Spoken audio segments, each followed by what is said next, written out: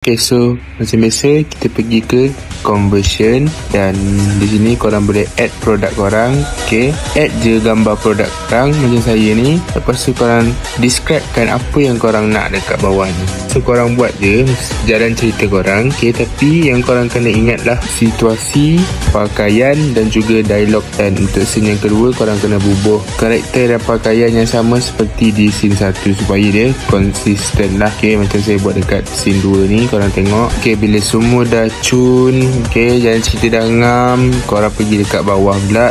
Dekat number of scene ni ikut berapa scene yang korang buat dekat jalan cerita. Kalau 5 lah, kalau 3 lah. Macam saya buat 3 dan terus kita generate.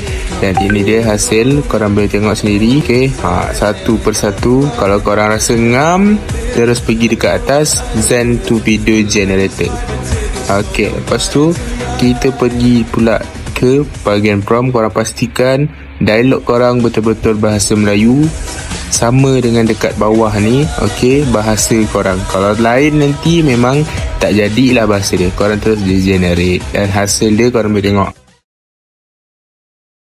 Kalau korang suka pergi travel luar negara yang jauh-jauh tu, tapi nak sentiasa wangi macam saya ni, saya memang recommend dekat korang Raudah Perfume ni sebab dia ada 50% parti, jadi dia memang long lasting.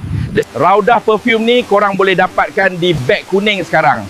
Sebelum dia sold out, baik cepat.